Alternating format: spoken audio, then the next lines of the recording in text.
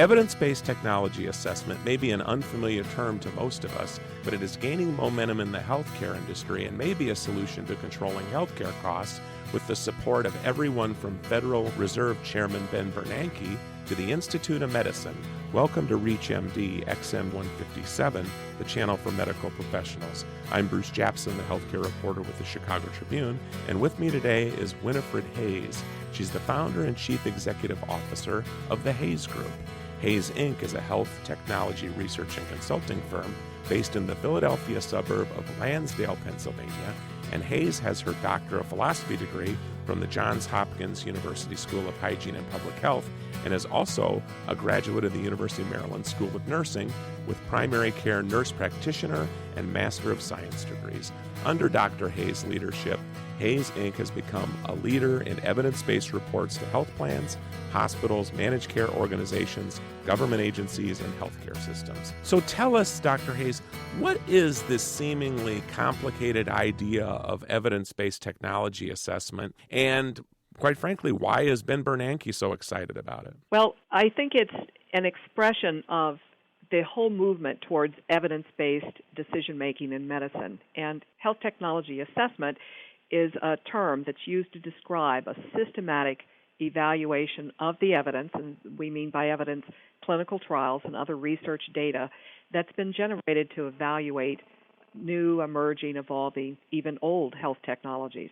And by a health technology, I mean a drug, a biologic, a genetic test, a laboratory study, a piece of medical equipment, like an imaging piece of equipment. It could be a medical device. It could be a procedure. It's anything that we do in the context as health professionals in providing care to patients. So that's what a health technology is. So it's gaining momentum because the industry recognizes that we have to have some reliable and independent way of evaluating the clinical benefit and the cost benefit of these things that we use in providing health care to patients. And so who is calling for it? I find it interesting when talking to some of your people that, Federal Reserve Chairman Ben Bernanke, the Institute of Medicine, the Joint Commission, Blue Cross Blue Shield Association, and others. It's interesting because when you hear such a potentially complicated term, you often don't hear it from the Federal Reserve Chairman. But tell me a little bit about why they would be excited about it. Well, I think they're excited about it for several reasons. First of all, I think it's generally acknowledged that our healthcare system in this country is in deep trouble. It's kind of out of control. Our costs are running away with us. We're approaching 17% of gross national product spent towards health care, and that's far and away higher than any other country in the industrialized world. So we've got runaway cost, and on the flip side, we're not getting the value for that expenditure. We do not have the best infant mortality rate. In fact, we're one of the lowest ones, again, in the developed world. We don't have life expectancy at a level that many other European countries do. And we have a whole segment of our population who are not accessing care either in a timely way or in a quality way. So we have this uneven distribution of healthcare services in our country. And finally, we've recognized that we have growing issues around healthcare safety. And the appropriate use of the interventions that we employ to treat patients or to prevent disease are part of that. So it becomes imperative that we really know the value from a clinical sense as well as the cost-benefit sense of the devices and drugs and procedures that we use to manage patients. So it's part of the solution to dealing with what has been characterized by Mark Chasen of Joint Commission as underuse, overuse, misuse, and waste in the utilization of health technologies. And if you could walk us through an example of how technology assessment would work that a doctor might even be familiar with now, or something that's maybe going on in its infancy, perhaps in a place where something is further along. Okay. Well, health technology assessment as a term is really defining a very systematic review of scientific evidence. So it would begin by asking the questions that we want to answer about the use of a device or a drug or whatever intervention it is we're trying to evaluate. And like robotic surgery comes exactly. to mind. So the questions one would ask about, say, a robotic surgery device would be, first of all, is it safe? Is it effective? And how effective is it as compared to other surgical approaches that might be used for the same clinical application? We want to know, are there a subset of patients that are most likely to benefit? And we want to characterize that subset. Who's it going to be useful for, and who might it be contraindicated for? We then want to know, as we answer those questions, what the quality of evidence is that addresses those questions. And quality of evidence is determined by the research design itself, how it was executed, how representative that population of subjects or patients are to a general population with the same kind of problems. Was the study large enough? Those are the kind of issues we look at when we look at the quality of evidence. And then finally, another question that I think we should be asking more and more often is, are we going to get value in the use of this technology? Is it cost beneficial? Is it cost effective? How does it stack up when we compare this technology with a competing technology? So those are the fundamental questions that get addressed, and the methods that are employed begin with a systematic and comprehensive review of the scientific evidence, and then there's other data sources that are also important to the process. We want to know a little bit about some of the business implications for the use of this technology. We want to know what kind of impact it might have on staffing. We want to know, will it impact the time available for patients that's provided when a physician gives care? In other words, in the context of use, is it going to increase physician time? Is it going to decrease physician time? Is it going to be an acceptable technology?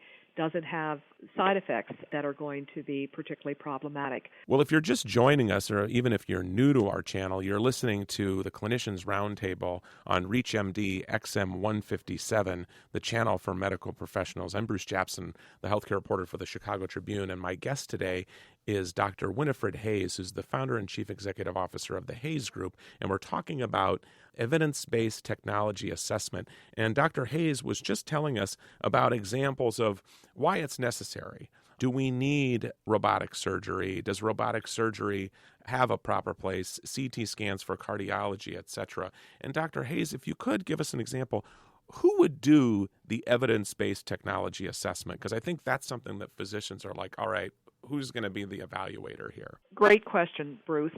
The people who do this kind of work are scientists, and whether their original background is as a clinician, a physician, a nurse, a pharmacist, or they began their professional career with a PhD, what we're looking for, what people look for in terms of qualifications, are people who really understand science and how to evaluate science. So most of these people have doctoral degrees in the field of science. It might be molecular biology, it might be epidemiology, but they're scientists. And is there some concern that also, if people look at this as a cost-saving tool, that perhaps we're not getting a bang for our buck, and there might actually be some more expensive new technologies that aren't being used that should be? Absolutely, and I think it works both ways. I think there are new technologies that evidence has shown provides a clinical benefit, and they're not used as systematically and as regularly as they should. And a good example of that might be beta blockers following a myocardial infarction or a heart attack. And then on the flip side, they're very expensive technologies for which the evidence has not shown a demonstrated clinical benefit. And they might be a lot more expensive than other approaches that might be used to treat the same patient condition. And an example of that in some settings might be the robotic surgical device.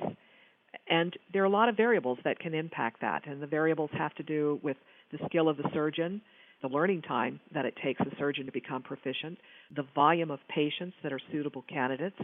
It has to do with the facility itself, and it has to do with the application.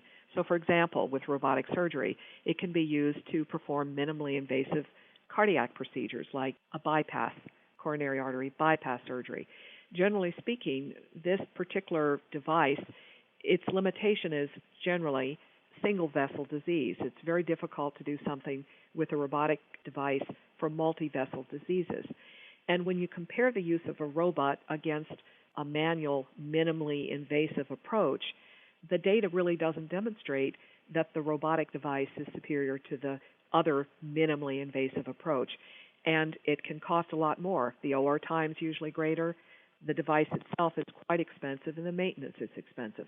So that's a situation where it's unclear, based on the evidence, that we're really getting our bang for the buck, so to speak. And are there some successful examples out there where perhaps a group of providers, doctors, and hospitals are working successfully on this technology assessment with perhaps an insurance company, or could you give us an example of that and where this might be headed? Well, I think there are a number of examples to use where this process has been well integrated into their evidence-based technology, strategic planning, and technology acquisition decision-making.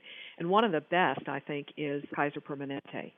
Of course, Kaiser's a bit unusual in that its physician group, which are part of the Permanente Medical Group, are employees, but they have a very robust process of evaluating first and foremost the evidence that supports these technologies, and then moving on to looking at the business case for the utilization of that technology. Other institutions that also do a good job, I would name Geisinger, which is here in Pennsylvania. Bon Secours Health System is putting in place a rigorous approach to technology evaluation. ANOVA, which is in Northern Virginia, is another institution that does a good job. These are just a few of the places that have really invested in this kind of process. Technology assessment also supports another difficult area for physicians, an area that we call physician preference items. These are typically medical technologies, a lot of times they're surgical devices, for which physicians have a real preference of one brand over another. And it's in the interest, from a cost perspective, for the hospital to standardize around one brand. And oftentimes, a way to get at the best brand for that hospital begins with an analysis of what does the scientific evidence say. Is there one product brand that, in fact, is demonstrated better than another product brand? In many cases, there is not. So that then moves the discussion to a different level, where the physicians and the hospital involved can really talk about pricing and other kinds of issues when there's not a superior brand from a clinical sense. If there is a superior brand from a clinical sense, then that does drive the decision. Well, we would like to thank our guest, who's been Dr. Winifred Hayes. She is the founder and CEO of the Hayes Group, and we've been talking about evidence-based technology assessment, which doctors and, quite frankly, consumers are going to be hearing more about in the evaluation of their procedures and the technology that they used, which could potentially save money and get them better care. You've been listening to the Clinicians Roundtable on ReachMD XM 157, the channel for medical professionals. I'm Bruce Japsen of the Chicago Tribune. I've been your host. If you have comments or suggestions about today's show, please call us at 888-MD XM 157. And I would like to thank you today for listening.